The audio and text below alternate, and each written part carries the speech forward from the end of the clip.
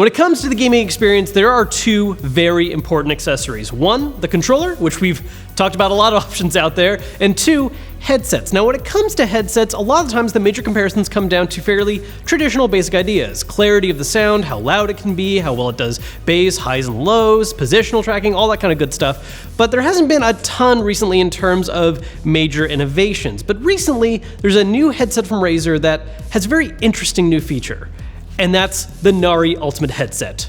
It rumbles.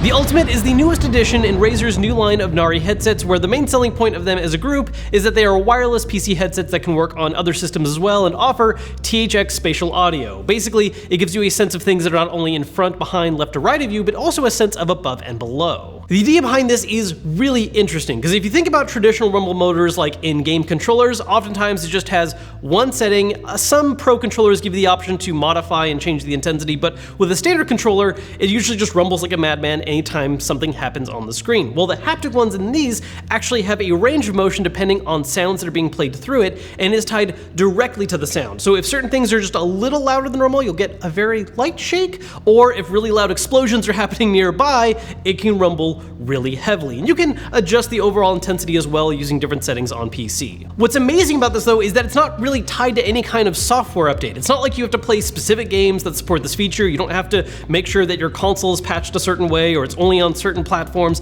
It's all tied to just the sound coming through the headset. So you can use it on your PC, your Xbox, your PlayStation, your Switch. You could even just listen to music on it, and those haptic engines are gonna do stuff when the right sounds come through. And the idea behind this is upping the immersion factor of audio in gameplay, where, yeah, you might have gotten a slight rumble or a sense of rumble in the past when there were certain bass-heavy notes being played, but now with this, if there's something happening like an explosion to your left during an FPS or something flying overhead above you, you're gonna get a rumble tied into those sounds that just really pulls you into the full experience. I've been trying this headset out across a couple different devices, and I think one game that's an interesting way of showcasing what it does is Red Dead Redemption. It also gives me an excuse to just play Red Dead more, which is always good. So while playing Red Dead though, you get the usual vibrations from sounds like explosions, or if there's gunshots, people firing at me.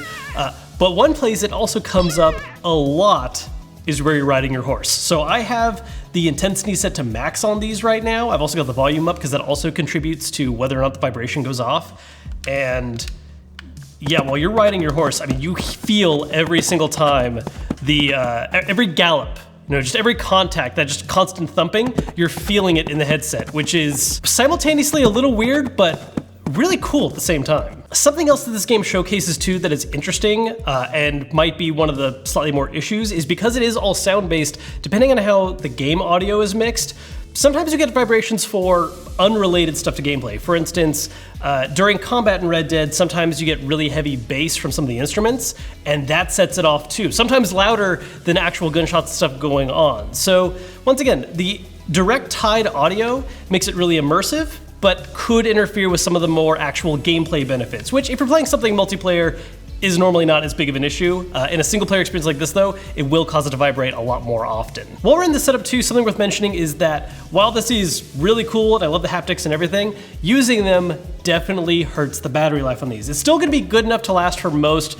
major gaming sessions, but you wanna make sure you have it fully charged up before you use it, because if you're using the HyperSense and the haptics and everything all at once, it only lasts for about 8 hours. It'll last a lot longer if you turn them off, but then where's the fun? There is one very important question to consider about all of this though, and that's the fact that, is this something that's actually really cool and you wanna use it all the time? Or is this just kind of a fun little idea that you try out for a week and get tired of very quickly? Well, I've been using it for the past week. I've been trying it on different systems with different games, having it at different intensities, and honestly, I really like it. This is something that I want to see happen in a lot more headsets, and I think it's a really nifty feature. Now, with that being said, I will give a warning that when I first tried it out, I may have set the intensity to max just to really see what it can do, and not the best idea.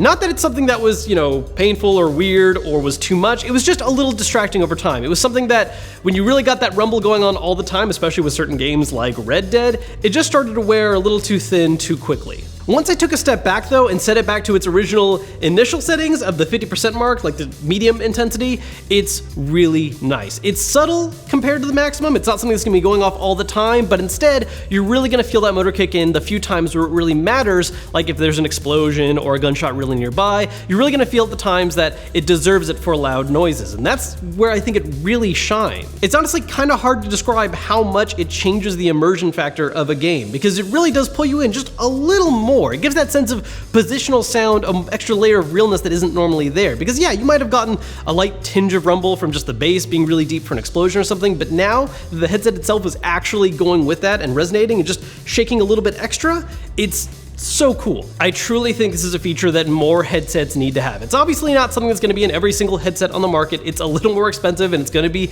in the more kind of higher end pro options, but it really does up that immersion factor whether you're playing a single player game, something online that's multiplayer, or I think especially for VR situations, getting that extra little sense of interactivity is just amazing.